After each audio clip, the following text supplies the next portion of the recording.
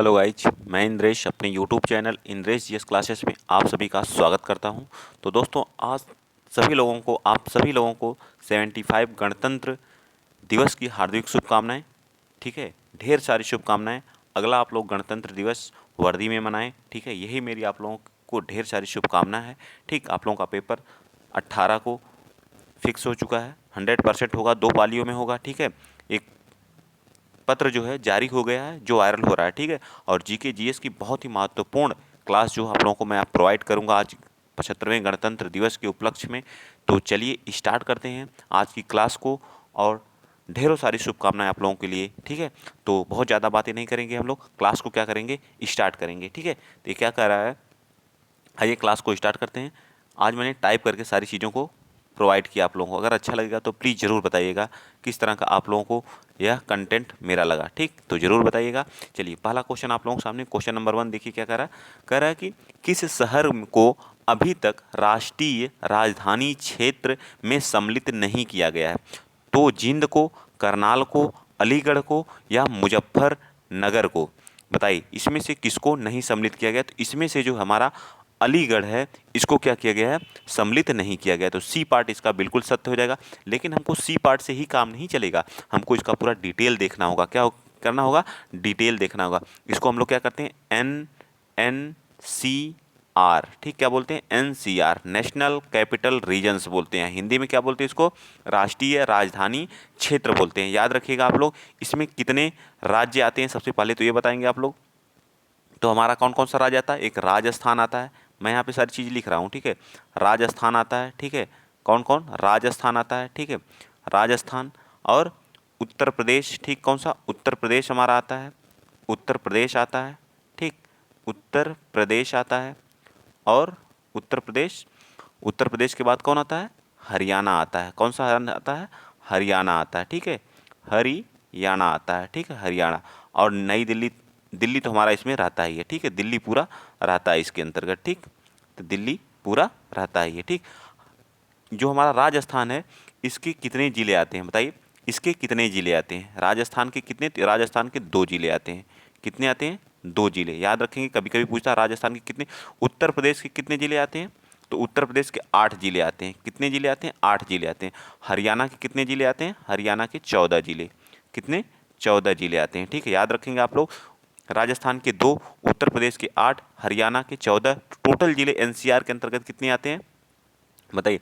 Total जिले NCR के अंतर्गत 8 और ये 10 और 24 जिले पूरा एनसीआर के अंतर्गत आते हैं। याद रखेंगे कितने जिले आते हैं, 24 जिले एनसीआर के अंतर्गत आते हैं। उत्तर प्रदेश में अलीगढ़ हमारा इसमें नहीं आता है। बाकी कितने आते हैं इसको देख लेते हैं। आइए, सबका नाम मैं यहाँ पे लिख रहा हूँ, आप लोग याद रखिएगा। कौन कौन सा, गाजियाबाद, गाजियाबाद। ठीक है, मैं सारा लिख दे रहा हूँ। ठीक है, गाजियाबाद आता है। ठीक है, कौन कौन सा, गाजियाबाद। आराम से पढ़ेंगे, 10 ही क्वेश्चन पढ़ेंगे, डिटेल से पढ़ेंगे। ठीक है, गौतम बुद्ध, कौन कौन सा, गौतम बुद्ध। ठीक है, गौतम बुद्ध नगर, ये भी याद रखिएगा। कौन सा, गौतम बुद्ध नगर। ठीक है, कौन सा, गौतम बुद्ध नगर। ठीक, गौतम बुद्ध नगर। बुलंदशहर। ठीक, कौन सा, बुलंदशहर भी आता है इसी के अंतर्गत। ठीक है, बुलंदशहर हो गया। बुलंदशहर के बाद मेरठ हमारा आता है इसी के अंतर्गत।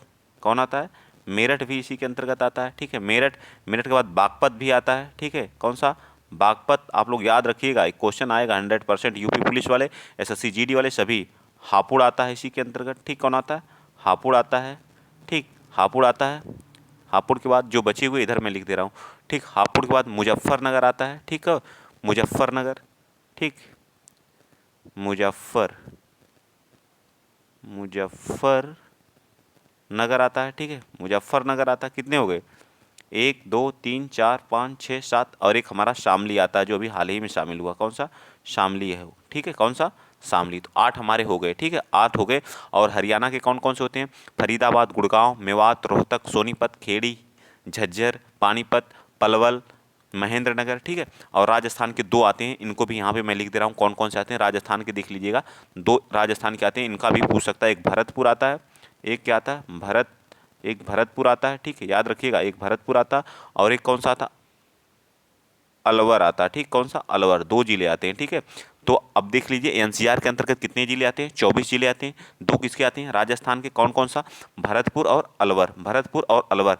एनसीआर में उत्तर प्रदेश के कितने, 8 जिले, गाजियाबाद, गौतम बुद्ध नगर, बुलंदशहर, मेरठ, बागपत, हापुड़, मुजफ्फरनगर, शामली। शामली को सबसे अभी हाल ही में इसको क्या किया गया, सम्मिलित किया गया। अलीगढ़ क्या है, इसको प्रस्तावित में रखा गया लेकिन शामिल नहीं है, ठीक है। हरियाणा के 14 जिले आते हैं, हरियाणा के 14 जिले आते हैं। 14 में सोनीपत, खेड़ी, झज्जर, पानीपत, पलवल, महेंद्रनगर, भिवानी, जींद, करनाल, ये सभी हमारे किसके, गुड़गांव, ये सभी हमारे किसके, हरियाणा के टोटल 14 जिले। तो याद रखिएगा ये क्वेश्चन बहुत महत्वपूर्ण। आई होप, मैं आशा करता हूँ चीज़ें डिटेल से बताने में मैं सफल रहा। तो जरूर एक बार कमेंट में जरूर आप लोग बताइएगा, ठीक है। अगर 60 इसकी लेना चाहते हैं तो बिल्कुल लीजिए। चलते हैं नेक्स्ट पॉइंट पे, ठीक है।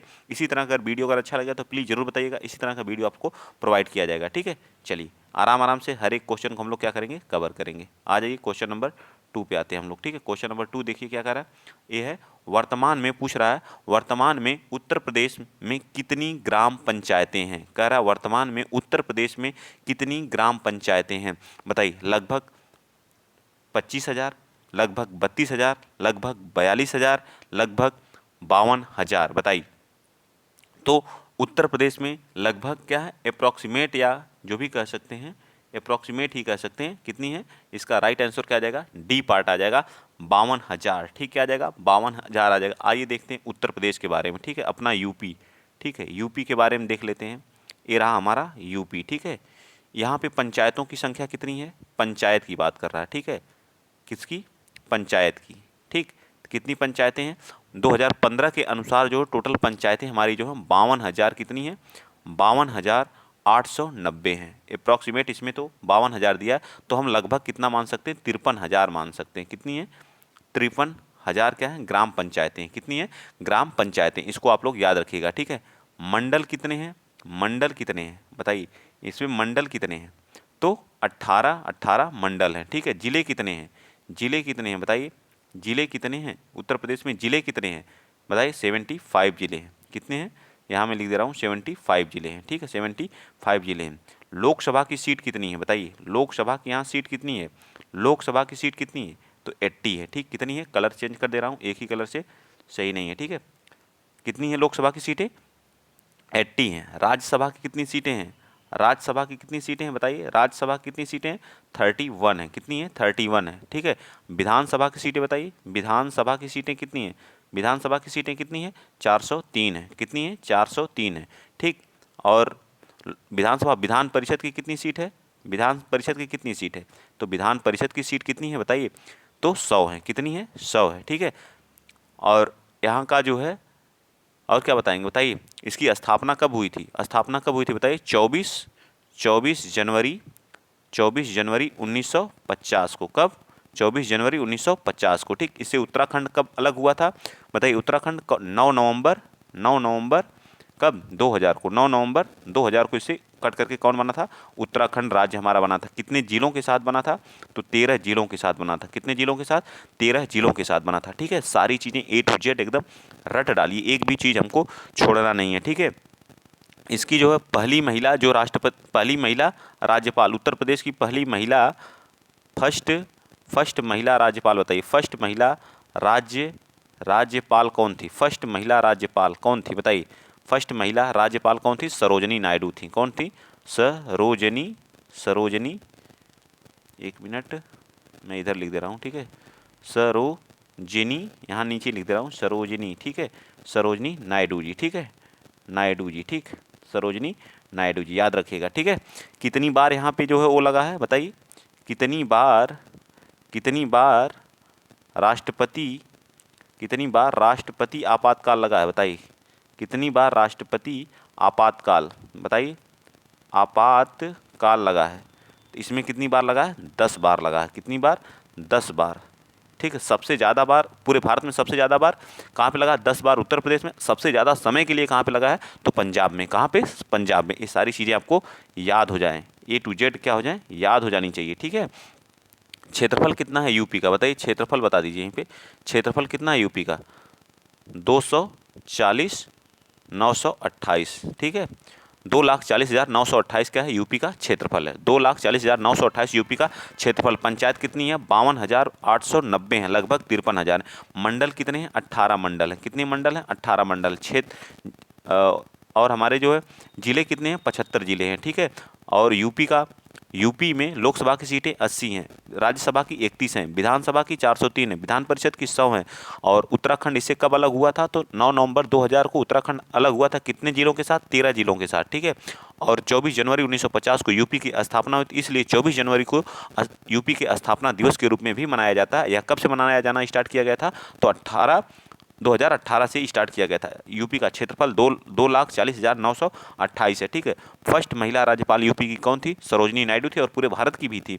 कितनी बार राष्ट्रपति शासन लगा है यहाँ पे जो है, तो 10 बार लगा। सबसे ज़्यादा बार पूरे भारत में, सबसे ज़्यादा बार, सबसे ज़्यादा समय के लिए कहाँ पे लगा, तो पंजाब में लगा है, ठीक है। इतनी सारी डिटेल, एक क्वेश्चन कम से कम 10 से 15 क्वेश्चन एक में ही मैं बता दे रहा हूँ, ठीक है। सोचिए, इतना डिटेल से कोई नहीं बताएगा। तो वीडियो अगर आप लोग शॉर्ट स्क्रीन लेना चाहते हो तो प्लीज़ इसका शॉर्ट स्क्रीन ले लीजिएगा, और इसी तरह का आप लोगों को क्लास प्रोवाइड की जाएगी, ठीक है। अगर क्लास अच्छी लगी तो प्लीज़ जरूर शेयर करिएगा, ठीक है। चलिए नेक्स्ट चलते हैं। अगला क्वेश्चन, टाइपिंग करके मिलेगा क्वेश्चन तो बताने का मजा ही कुछ अलग रहता है, ठीक है। क्वेश्चन नंबर 3 देखिए।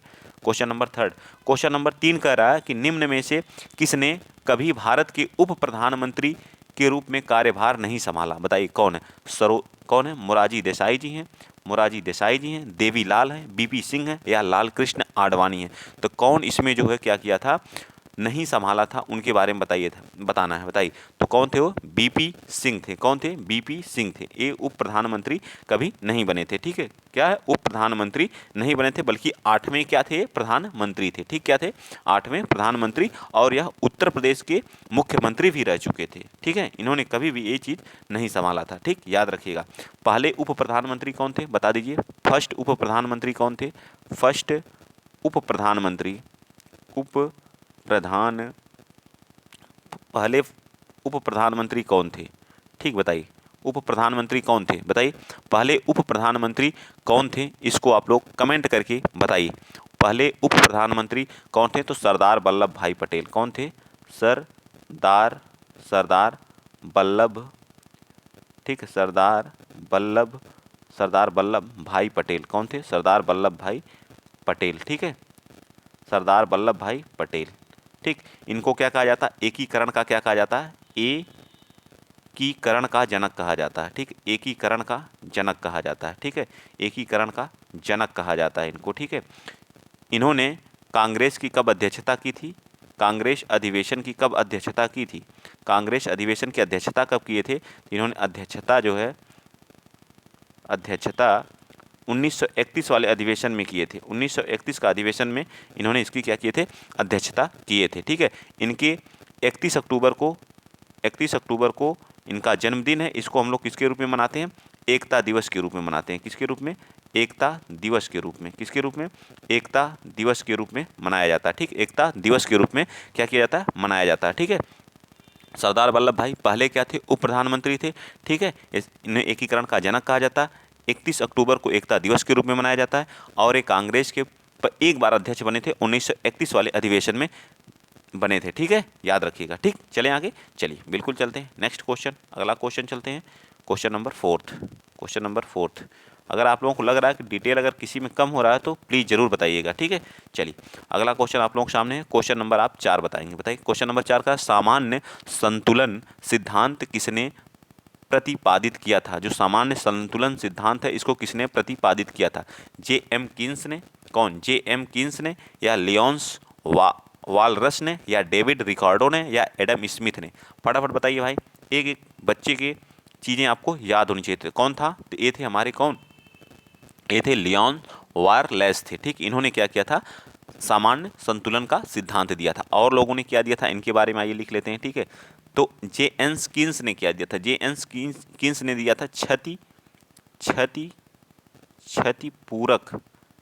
क्षतिपूरक जो है, क्षतिपूरक राजकोषीय सिद्धांत, क्षतिपूरक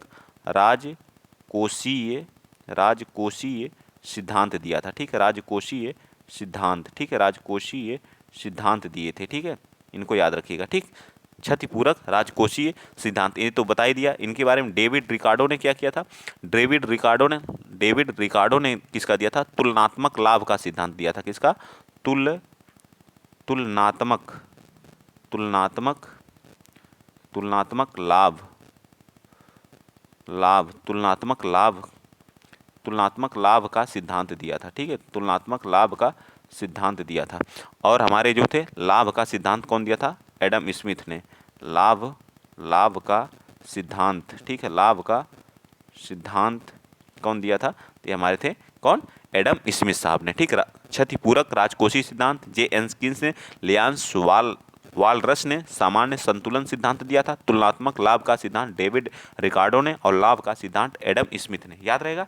चलिए, ये था हमारा इकोनॉमिक्स का क्वेश्चन था। ठीक है, नेक्स्ट चलते हैं, अगला क्वेश्चन। अच्छा लग रहा है, अगर वीडियो अगर आप लोगों को अच्छा लग रहा है तो प्लीज़ ज़रूर बताइएगा। इसी तरह का वीडियो आप लोगों को प्रोवाइड किया जाएगा, टाइप करके मैं हर एक क्वेश्चन को बताऊंगा। कोशिश यही रहेगी, कम क्वेश्चन विद डिटेल के साथ। ठीक है, चलिए नेक्स्ट क्वेश्चन है, भारत के राष्ट्रपति के पद के लिए कौन शपथ दिलाता है? इस चीज़ को बताना है। भारत के राष्ट्रपति के लिए कौन शपथ दिलाता है? इस चीज़ को आपको बताना है। बताइए, भारत के राष्ट्रपति को कौन शपथ दिलाता है? भारत के गवर्नर जनरल, भारत के मुख्य न्यायाधीश, भारत के प्रधानमंत्री, या भारत के उपराष्ट्रपति? तो कौन दिलाता है? तो कौन दिलाते हैं? भारत के मुख्य न्यायाधीश। कौन दिलाते हैं? भारत के मुख्य न्यायाधीश। आइए अब देख लेते हैं भारत के राष्ट्रपति के बारे में। ठीक है, भारत के राष्ट्रपति के बारे में। ठीक है, भारत के राष्ट्रपति, ठीक, किस आर्टिकल में कहा गया है कि भारत का एक राष्ट्रपति होगा? बताइए, किस आर्टिकल में कहा गया भारत का एक राष्ट्रपति होगा? तो आर्टिकल 52 में कहा गया है कि भारत का क्या होगा? एक राष्ट्रपति होगा। क्या होगा? भारत का एक क्या होगा? भारत का एक क्या होगा? राष्ट्रपति होगा। भारत का एक क्या होगा?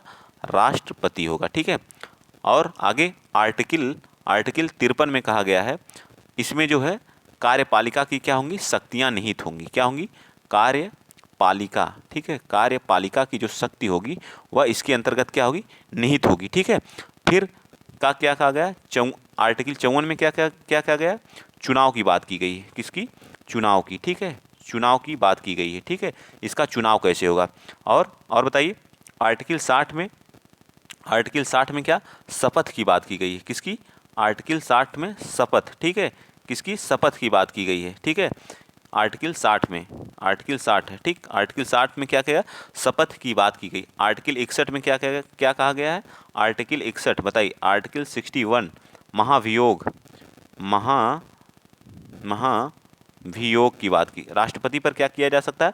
महाभियोग चलाया जा सकता है। ठीक है, महाभियोग चलाया जा सकता है। कलर चेंज कर दे रहे हैं, एक ही कलर का हो जाएगा तो आप लोगों को प्रॉब्लम होती है। ठीक है, महाभियोग। ठीक, और बताइए, और कोई आर्टिकल जो आप लोगों को याद हो? आर्टिकल 72 में, आर्टिकल जो 72 में क्षमादान की शक्ति है। राष्ट्रपति के पास किसकी है? क्षमादान की शक्ति है। ठीक है, किसी की सजा को क्या कर सकता है? कम कर सकता है। ठीक है, आर्टिकल 123 बताइए। आर्टिकल 123 क्या कर सकता है? अध्यादेश जारी कर सकता है। क्या कर सकता है राष्ट्रपति? अध्यादेश जारी कर सकता है। ठीक, इतने सारे जो है राष्ट्रपति से रिलेटेड जो आर्टिकल हैं, इसको आप लोग क्या कर सकते हैं? याद कर सकते हैं। आर्टिकल 52 भारत का एक राष्ट्रपति होगा। आर्टिकल 53 कार्यपालिका की शक्तियां किसमें? राष्ट्रपति में निहित हुई। आर्टिकल 54 चुनाव, मतलब राष्ट्रपति का कैसे चुनाव होगा। आर्टिकल 60 शपथ की बात करता है। आर्टिकल 61 महाभियोग राष्ट्रपति पर चलाया जा सकता है। और क्षमादान की शक्ति आर्टिकल 72 में, और आर्टिकल 123 में अध्यादेश। ठीक है, इसकी नियुक्ति कौन करता है? इसको शपथ कौन दिलाता है? भारत का राष्ट्रपति दिलाता है। ये सारी चीज़ें आपको याद रखना। फर्स्ट राष्ट्रपति कौन थे? ये भी बता दीजिए। फर्स्ट राष्ट्रपति कौन थे? तो बताइए कौन थे? डॉक्टर राजेंद्र प्रसाद। कौन थे? डॉक्टर राजेंद्र प्रसाद। कौन थे? डॉक्टर राजेंद्र प्रसाद जी। ठीक है, पहले राष्ट्रपति कौन थे? डॉक्टर राजेंद्र प्रसाद जी। वर्तमान में कौन है? बताइए, वर्तमान राष्ट्रपति कौन है? वर्तमान राष्ट्रपति कौन है? द्रौपदी कौन है? द्रौपदी मुर्मू जी हैं। कौन है? द्रौपदी मुर्मू जी हैं। ठीक है, द्रौपदी मुर्मू जी हैं। कौन है? द्रौपदी मुर्मू जी हैं। ये कहाँ से बिलोंग करती हैं?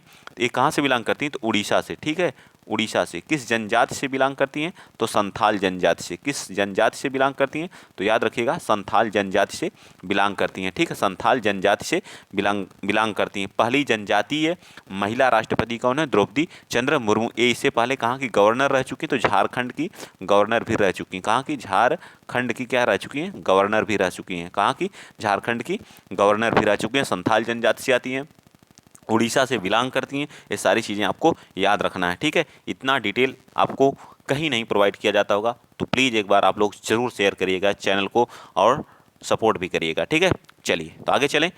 आप लोग देख सकते हैं कितने क्वेश्चन एक दो दो 3 4 5 6 7 8 9 10 11 12 एक ही में 12 13 क्वेश्चन मैं करवा देता हूँ खुद जो है, अगर क्वेश्चन के हिसाब से आप लोग जोड़ेंगे तो। ठीक है, क्वेश्चन नहीं जोड़ना है, बस आप लोग डिटेल से पढ़ना है, तो इस चैनल को क्या करना, आप लोगों को सब्सक्राइब करना होगा। ठीक है, चलिए आ जाइए अगला क्वेश्चन, क्वेश्चन नंबर 6। ठीक है, क्वेश्चन नंबर 6 कह रहा है कि निम्नलिखित में से किसने संप्रभुता के अद्वैत सिद्धांत दिए थे? किसने जो है संप्रभुता के अद्वैत सिद्धांत दिए थे, उनका नाम बताना है। बताइए कौन थे वो? ऑस्टिन था, डार्विन था, अरस्तू था या मार्क्सवाद था? संप्रभुता का अद्वैत सिद्धांत ऑस्टिन ने दिया था। कौन दिया था? ऑस्टिन ने दिया था। ठीक, कौन दिया था? ऑस्टिन ने दिया था। तो ए पार्ट इसका बिल्कुल सत्य हो जाएगा। ठीक, कौन दिया था? ऑस्टिन ने दिया था। डार्विन ने क्या दिया था? बताइए, डार्विन ने क्या दिया था? डार्विन साहब ने क्या दिया था? कौन सा सिद्धांत है? प्राकृतिक वर्ण सिद्धांत दिया था। कौन सा? यहाँ पे लिख लीजिएगा, प्राकृतिक प्राकृतिक प्राकृतिक वर्ण प्राकृतिक वर्ण सिद्धांत दिया था। अच्छे क्वेश्चन हैं, इतने आसान भी नहीं आएंगे। ठीक है, जो क्वेश्चन कराए जा रहे हैं आप लोग याद करिए इन क्वेश्चनों को। प्राकृतिक वर्ण सिद्धांत दिया था, प्राकृतिक वर्ण। अरस्तू ने अनुकरण का सिद्धांत दिया था। याद रखिएगा क्या, कौन सा? अनुकरण का सिद्धांत। ये सिद्धांत तो आपको याद ही करना, अनुकरण का सिद्धांत। ये सभी पुलिस में आए हुए क्वेश्चन हैं। ठीक है, इनको हल्के में ना लीजिए। ठीक, अगर ये सब चीज़ें नहीं पढ़ेंगे तो फिर दिक्कत है आप लोग। कौन सा? अनुकरण सिद्धांत दिया था। और मार्क्स ने कौन सा सिद्धांत दिया था? मार्क्स ने वर्ग संघर्ष सिद्धांत दिया था। एक वर्ग एक दूसरे से कैसे संघर्ष करता है, इसका सिद्धांत कौन दिया था? वर्ग संघर्ष सिद्धांत कौन दिया था? मार्क्स ने दिया था। कौन दिया था? मार्क्स ने दिया था। ठीक, कौन दिया था? मार्क्स ने दिया था। ठीक, याद रखेंगे, प्राकृतिक वर्ण सिद्धांत, डार्विन ने अनुकरण सिद्धांत, अरस्तू ने वर्ग संघर्ष सिद्धांत, मार्क्स ने दिया था। कौन दिया था? मार्क्स ने दिया था। ठीक, तो क्या हो जाएगा? अद्वैत संप्रभुता के अद्वैत सिद्धांत किसने दिया था? तो ऑस्टिन ने दिया था। चलिए नेक्स्ट, चलिए बिल्कुल चलते हैं नेक्स्ट क्वेश्चन। अगला क्वेश्चन आप बताएंगे, आ जाइए नेक्स्ट क्वेश्चन। क्वेश्चन है क्वेश्चन नंबर 7। क्वेश्चन नंबर 7 देखिए क्या कह रहा है। क्वेश्चन नंबर 7 कह रहा है कि निम्नलिखित घटनाओं का उनके कालक्रम अनुसार क्या करना है? व्यवस्थित करना है। कौन सी घटना कब हुई थी, इसको बताना है। तो बताइए पहली घटना कब हुई थी? ये हमारा भारत छोड़ो आंदोलन कब हुआ था? बताइए भारत छोड़ो आंदोलन कब हुआ था, इसको आप लोग बताएंगे। तो भारत छोड़ो आंदोलन जो हमारा 8 अगस्त 1942 को हुआ था। कब हुआ था? 8 अगस्त 1942 को हुआ था। शिमला समझौता कब हुआ था? बताइए। शिमला समझौता जो हमारी बेवेल योजना पर विचार विमर्श के लिए आई थी, शिमला में इसको किया गया था। कब किया गया था? 25 जून को। 25 जून 1945 को शिमला समझौता कब हुआ था? 25 जून 1945 को। पूना समझौता कब हुआ था? बताइए पूना समझौता कब हुआ था? बताइए। ये गांधी जी और अंबेडकर के बीच में हुआ था। गांधी जी और अंबेडकर के मध्य हुआ था 26 सितंबर को। 26 सितंबर 1932 को हुआ था। ठीक है, 26 सितंबर 1932। कैबिनेट कब हुआ था? कैबिनेट मिशन कब आया था? बताइए। कैबिनेट मिशन जो 1946 में आया था, 24 मार्च 1946 को। कब आया था? 24 मार्च 1946 को ये हमारा कैबिनेट मिशन आया था। तो याद रखिएगा ये घटना कब हुई थी, ये वाली घटना कब हुई थी। अब इनको सीरियल वाइज सजाना है। तो बताइए सबसे पहले कौन सी घटना हुई थी? देखिए इसमें थर्ड वाली, तो सबसे पहले क्या आ जाएगा? थर्ड आ जाएगा। फिर उसके बाद कौन सा आएगा? बताइए। उसके बाद पहले पुनः समझौता हुआ था, उसके बाद कौन सा हुआ था? उसके बाद बताइए। उसके बाद हमारा भारत छोड़ो आंदोलन हुआ था, तो 1 आ जाएगा। ठीक है, 1 आ जाएगा। फिर उसके बाद कौन सा आ जाएगा? 1 के बाद कौन आएगा? 45 वाला, मतलब शिमला समझौता, यानी कि 2 आ जाएगा। उसके बाद कौन सा आएगा? हमारा 4। इस क्रम में हम इनको व्यवस्थित कर सकते हैं। ठीक है, इस क्रम में हम लोग इसको क्या कर सकते हैं? व्यवस्थित कर सकते हैं। ठीक है, तो इस तरह से आप लोग व्यवस्थित कर दीजिए काल क्रम अनुसार की तरह। इस तरह के भी क्वेश्चन पूछे। 8 अगस्त 1942 को भारत छोड़ो आंदोलन, 25 जून 1945 को शिमला समझौता, 26 सितंबर 1932 को पूना समझौता बी आर अम्बेडकर और किसके बीच में, गांधी जी के बीच में हुआ था। 24 मार्च 1946 के कैबिनेट मिशन आया था इंडिया में, ठीक है, कैबिनेट मिशन आया था, ठीक है। इसमें कितने कितने कितने मेंबर थे, तो 3 मेंबर थे। कितने थे, 3 मेंबर थे। कितने थे, 3 मेंबर थे, ये भी याद रखिएगा। कौन कौन थे, लिख दें यहाँ पे। स्टेफर्ड, कौन था, स्टेफर्ड क्रिप्स था। एक क्या था, स्टेफर्ड क्रिप्स था। एक कौन था, स्टेफर्ड क्रिप्स था। इधर नहीं लिख पाएंगे, ठीक है। एक क्या था, अलेक्जेंडर था। एक पैथिक लॉरेंस था। एक क्या था, पैथिक लॉरेंस था। तीनों को आप लोग याद रखिएगा, ठीक है। स्टेफर्ड क्रिप्स, श्री एवी अलेक्जेंडर और पैथिक लॉरेंस, ये 3 थे, याद रखिएगा। इसका नीचे वाला जो इस क्रम में आप व्यवस्थित कर सकते हैं, ठीक है। आ गया, चलें आगे, आगे आ जाइए। अगला क्वेश्चन आते हैं, ठीक है। अगला क्वेश्चन आप लोगों के सामने है। वर्ष 1917 में महात्मा गांधी द्वारा कौन सा, चंपारण में कौन सा आंदोलन शुरू किया गया था, बताइए। चंपारण में कौन सा आंदोलन क्या किया गया था, स्टार्ट किया गया था। वर्ष 1917 में कौन सा आंदोलन गांधी जी द्वारा चंपारण में स्टार्ट किया गया था, बताइए, बताइए फटाफट। तो इसमें तो थोड़ा सा मिस्टेक कर दिया है ए ऑप्शन में, ठीक है। यहाँ रहना चाहिए कौन सा, चंपारण में कौन सा आंदोलन, असहयोग। असहयोग तो नहीं स्टार्ट हुआ था। असहयोग तो आपका कब स्टार्ट हुआ था, असहयोग आपका 1920 में स्टार्ट हुआ था, ठीक है। और भारत छोड़ो आंदोलन 8 अगस्त को आप लोगों को पता, ये 1 अगस्त को था। कब था, 1 अगस्त को था। ये कब था, ये 8 अगस्त 1942 को था। 1942 को था। स्वदेशी स्वदेशी आंदोलन आपका कब, 1905 में। 1905 में, ठीक है, 1905 में स्टार्ट हुआ था, जिसमें गांधी जी का कोई रोल ही नहीं था। तो सत्याग्रह, सत्याग्रह या चंपारण सत्याग्रह स्टार्ट हुआ था। यहाँ पे लिख लीजिएगा चंपारण, कौन सा, चंपारण, चंपारण सत्याग्रह, ठीक है, चंपारण आंदोलन। आंदोलन ये पार्ट होगा, थोड़ी सी मिस्टेक हो गई है टाइपिंग में, ठीक है, तो उसको आप लोग ध्यान दीजिएगा, ठीक है। ये पार्ट ही इसका सही होगा, ठीक। तो चंपारण आंदोलन कब, 1917 में, ठीक है। 1917 में ये क्या हुआ था, स्टार्ट हुआ था, ठीक है। किसके बुलावे पे गांधी जी यहाँ गए थे। इसमें क्या, नील की खेती, जो कि अंग्रेज थे वो 3/20 हिस्से पर क्या कर रहे थे, नील की खेती कराना चाहते थे, ठीक है। नील की खेती, जिससे हमारी जो भूमि थी वो क्या हो जाती थी, ऊसर हो जाती थी, ठीक, अनुपजाऊ हो जाती जो है, जिसका क्या कर रहे थे, किसान विरोध कर रहे थे। उसमें जो किसानों के लीडर थे वो रामचंद्र शुक्ल जी थी। कौन थे, रामचंद्र शुक्ल जी थे, ठीक है। उनके बुलावे पे गांधी जी क्या करते हैं, कहाँ जाते हैं, चंपारण जाते हैं, जहाँ उनसे कौन मिलता है, राजेंद्र प्रसाद जी भी उनके साथ जाते हैं, ठीक है। डॉक्टर राजेंद्र प्रसाद भी उनके साथ जाते हैं, ठीक है। यहाँ पे गांधी जी ने क्या, पहला इनका ये आंदोलन था, कौन सा था, पहला इनका आंदोलन था गांधी जी का, कौन सा, पहला आंदोलन नील की खेती के लिए, ठीक, किसके लिए, नील की खेती के लिए, ठीक है। याद रखिएगा, नील की खेती के लिए था, ठीक है। चंपारण सत्याग्रह आरंभ किया था, कौन सा, चंपारण सत्याग्रह, ठीक। वहीं पे जो है चंपारण सत्याग्रह में एक कुशल नेतृत्व के कारण रविंद्रनाथ टैगोर ने गांधी जी को महात्मा की उपाधि दी थी। यहीं पर इन्हें महात्मा की उपाधि कौन दिया था, महात्मा, महात्मा की उपाधि, ये वाला यहाँ नहीं रहेगा, ठीक है। महात्मा की उपाधि, उपाधि उपाधि कौन दिया था, तो इनको रविंद्रनाथ टैगोर जी, कौन दिए थे, रविंद्रनाथ टैगोर जी, ठीक है, रविंद्रनाथ टैगोर जी, ठीक है, रविंद्रनाथ टैगोर जी, ठीक है। इन्होंने क्या लिखा था, जनगण, जो हमारा राष्ट्रीय गीत, राष्ट्रीय गान है, उसको लिखा था, ठीक है। राष्ट्रगान को, ठीक है, राष्ट्रगान के लिखने वाले कौन थे, रविंद्रनाथ टैगोर। इन्होंने बांग्लादेश का भी राष्ट्रगान, जिनको गीतांजलि के लिए क्या है, साहित्य का फर्स्ट नोबेल पुरस्कार 1913 में भी इनको मिला था, ठीक है, 1913 में। ये सारी चीज़ें आप लोग याद रखिएगा। यहाँ पे चंपारण सत्याग्रह हुआ, क्या हुआ, चंपारण सत्याग्रह हुआ, तो ये पार्ट हमारा बिल्कुल सत्य हो जाएगा, ठीक। सारी चीज़ें डिटेल्स यहाँ से आपको प्रोवाइड कर दी गई। आगे चलते हैं नेक्स्ट, अगला क्वेश्चन, क्वेश्चन नंबर 9 बताएंगे आप। क्वेश्चन नंबर 9 बताइए, वह देश जो लगातार तीसरे साल भी फाइनेंशियल टास्क फोर्स FATF की ग्रे लिस्ट में बरकरार रहा, ग्रे लिस्ट में क्या रहा, बरकरार रहा, इसको क्या बोलते हैं, फाइनेंशियल एक्शन टास्क फोर्स। इसका क्या होता है फुल फॉर्म, FATF, इसका फुल फॉर्म बता दीजिए आप लोग, क्या होता है, फाइनेंशियल, इसका क्या होता है, financial financial action task force, क्या होता है, फाइनेंशियल, थोड़ा सा स्पेलिंग आप लोग देख लीजिएगा, ठीक है। फाइन होता है ना, फाइनेंशियल एक्शन टास्क फोर्स, ठीक है। इसमें grey list, red list, red list में आप क्या होता है, अगर रेड लिस्ट जारी हो जाएगा तो आप किसी के साथ क्या कर सकते हैं, साझा नहीं कर सकते हैं, ठीक। फाइनेंशियल एक्शन टास्क फोर्स एक क्या, टेरर क्या करता है, लॉन्ड्रिंग, मनी लॉन्ड्रिंग और टेरर फंडिंग के लिए क्या किया जाता है, उसमें डाल दिया जाता है। जहाँ टेररिस्ट बहुत ज़्यादा होते हैं, रेड लिस्ट में रहेंगे तो आप समझिए आपके साथ एकदम वहाँ पे बहुत ज़्यादा क्या है, टेरर अटैक बहुत ज़्यादा होते हैं, मनी लॉन्ड्रिंग बहुत ज़्यादा होती है। ठीक है, तो कौन इसमें रहा, पाकिस्तान इसमें से बाहर नहीं निकल पाया, कौन, पाकिस्तान। ठीक है, याद रखिएगा। चलिए आगे चलते हैं, फाइनेंशियल एक्शन टास्क फोर्स याद रखिएगा आप लोग। चलिए नेक्स्ट चलते हैं, आज का ये लास्ट क्वेश्चन होगा। ठीक है, मानव शरीर के गुर्दे इनमें से कौन सा कार्य करते हैं। ये मत सोचिएगा आप 10 क्वेश्चन, आप देखिएगा कितने क्वेश्चन कराए गए हैं। ठीक है, इस सारी चीज़ों को देखिएगा।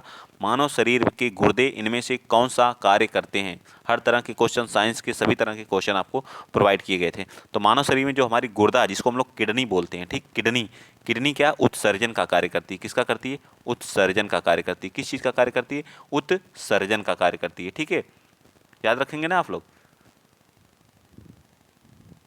ये क्या, जो नाइट्रोजनी पदार्थ जो होते हैं, जितने भी नाइट्रोजन से युक्त पदार्थ होते हैं, उनको बाहर निकालने का क्या करती है, कार्य करती है। ठीक है, ये सारी चीज़ें आप लोग याद रखिएगा। ठीक है, तो आज की क्लास आप लोगों को कैसी लगी है। अगर क्लास आप लोगों को अच्छी लगी है तो वीडियो को क्या करेंगे आप लोग, वीडियो को एक बार क्या करेंगे आप लोग, शेयर भी कर दीजिएगा। ठीक है, आप लोगों को शेयर तो बनता ही है। ठीक है, क्या करेंगे आप लोग, वीडियो को शेयर कर दीजिएगा,